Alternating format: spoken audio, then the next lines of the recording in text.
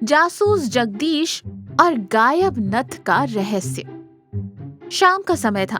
Jagdish vada pav centre पर दो लोग खड़े होकर खा रहे थे। कढ़ाई में तेल खौल रहा है। जगदीश काला चश्मा लगाकर बड़े स्टाइल से वड़ा तल रहा है। अरे ओ जासूस जगदीश, तेल गरम हो गया है, अब ये चश्मा उतार दे, वड़ा जल जाएगा तो ग्राहक तुझे तल देंगे। काका, तुम नहीं समझोगे, ये सिर्फ तेल नहीं उबल रहा, इसमें गांव के राज उबल रहे हैं। मेरी नजर वड़े पर नहीं, आने वाले खतरे पर है। मुझे कुछ गड़बड़ लग रही है। हाँ हाँ, गड़बड़ तो है, तूने आज चटनी में नमक कम डाला है। तभी चंपा भाभी रोते हुए दौड़ती हुई स्टॉल पर आती है।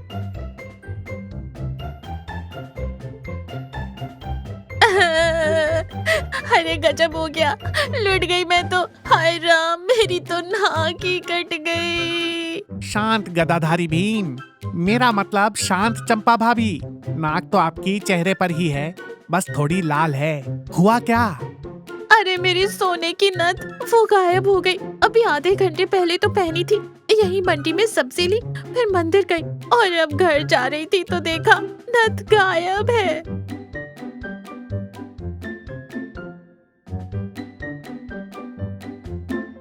अरे चंपा, मिल जाएगी, घर पर ही कहीं गिरी होगी, क्यों तमाशा कर रही हो? तुम चुप रहो, मेरी नानी की निशानी थी वो, मुझे पक्का यकीन है किसी ने भीड़ में उड़ा ली। जगदीश भाई, तुम तो कहते हो तुम्हारी नजर चील की है, कुछ तो करो ना। मामला संगीन है। दया, पता लगाओ। ओ सॉरी, रामू काका, सबको दो दो वड़ा पाव दो, लेकिन तीखी चटनी के साथ। क्यों, पैसे कौन देगा? ये जांच का तरीका है काका। जो झूठ बोल रहा होगा, तीखी चटनी खाकर उसके पसीने छूटेंगे, और जो सच बोल रहा होगा, उसे तो बस मजा आएगा।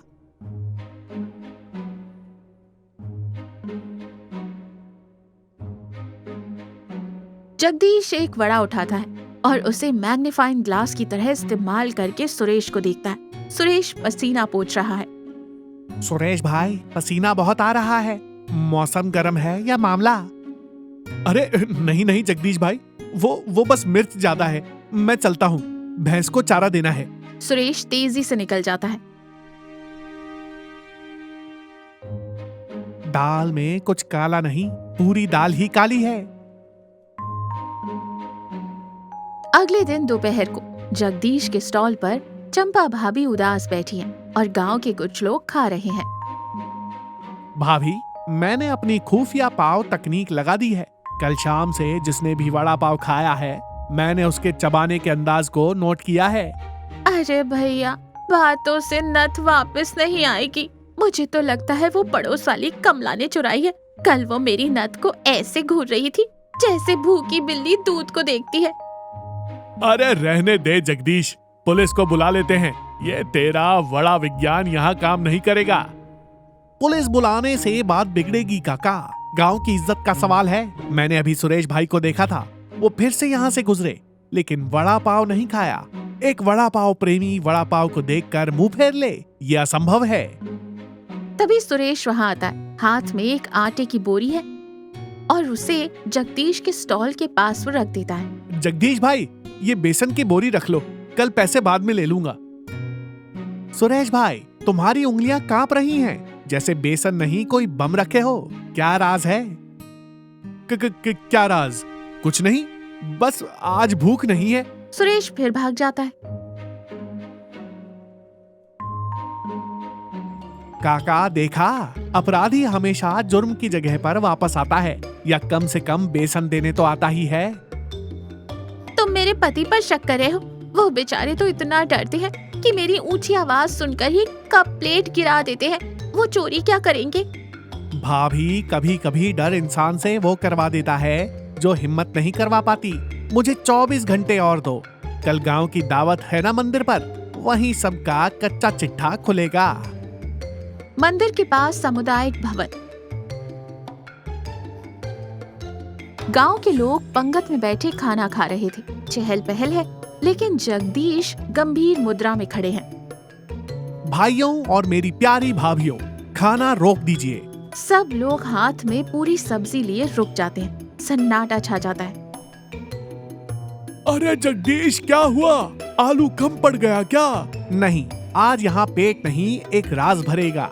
चंपा भाभी की नथ गायब है और चोर इसी पंगत में है। चंपा भाभी और सुरेश एक साथ खड़े हैं। सुरेश बुरी तरह कांप रहा है।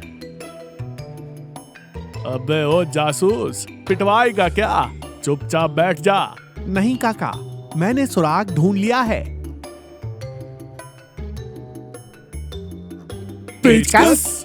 जी हाँ, कल जब सुरेश भाई मेरे पास बेसन की बोरी छोड़कर गए तो मुझे लगा कि बोरी कुछ ज्यादा ही भारी थी। मैंने सोचा बेसन में मिलावट है, पर जब मैंने छानबीन की तो मुझे बोरी के अंदर सबसे नीचे आटे के बीचों बीच एक छोटी सी डिब्बी मिली। जगदीश दूसरी जेब से एक छोटी स्टील की डिब्बी निकालता है और उसे खोलता है। उसके अंदर सोने की नथ है। मेरी नथ! हाय, लेकिन ये बेसन की बोरी में क्या कर रही थी? और वो बोरी तो सुरेश लाया था। सबकी नजर सुरेश पर टिक जाती है। सुरेश सिर झुका लेता है। सुरेश भाई, अब बता भी दो या मैं अपनी स्पेशल हरी चटनी खिलाऊं? मुझे माफ कर दो चंपा, मैंने चोरी नहीं की थी।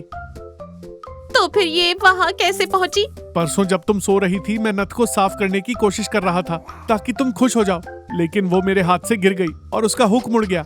मुझे लगा तुम मेरा कीमा बना दोगी, इसलिए मैं डर गया। मैंने सोचा शहर जाकर ठीक करवा लाऊंगा, तब तक छुपा देता हूँ। मैंने उसे बेसन की बोरी में छुपा दिया ताकि किसी को शक ना हो। और फिर घबराहट में वही बोरी मुझे बेचने आ गए। इसे कहते हैं अपने ही जाल में फंसना। मैं तो बस डर रहा था कि तुम्हें पता चलेगा तो तुम पूरा घर सर पर उठा लोगी। माहौल शांत हो गया है। चंपा भाभी पहले सुरेश को गुस्से से देखती है, फिर उनकी आंखों में भी नमी आ जाती है। अरे पागल आदमी, एक नथ के लिए इतना ड्रामा। तुम सच बता देते तो मैं क्या तुम्हें खा जाती? मुझे लगा कि मेरी लापरवाही से खो गई है। देखा, इसे कहते हैं जासूस जगदीश का मास्टर स्ट्रोक। मैंने सुरेश भाई की घबराहट और बेसन की बोरी के वजन से ही भांप लिया था कि मामला चोरी का नहीं, मजबूरी का है। हाँ भाई हाँ, मान गए तेरे सीआईडी दिमाग को। अब ये बता, वो नथ तूने सच में ढूंढी या जब तू बेसन छान रहा था वड़ा बनाने के लिए तब मिली? काका, जासूस अपने तरीके कभी उजागर नहीं करता, लेकिन हाँ, उस दिन के वड़े थोड़े सोने जैसे महंगे जरूर हो सकते थे अगर मैं ध्यान न देता। सब लोग जोर से हंस पड़ते हैं। इस कहानी से क्या सीखा?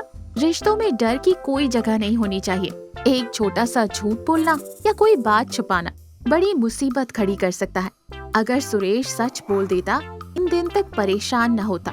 और हाँ, हर समस्या के लिए पुलिस की नहीं, कभी कभी बस ठंडे दिमाग और आपसी विश्वास की जरूरत होती है। अंत में जगदीश सबको मुफ्त में वड़ा पाव खिलाता है और सुरेश सुकून की सांस लेकर चंपा भाभी को एक वड़ा खिलाता है।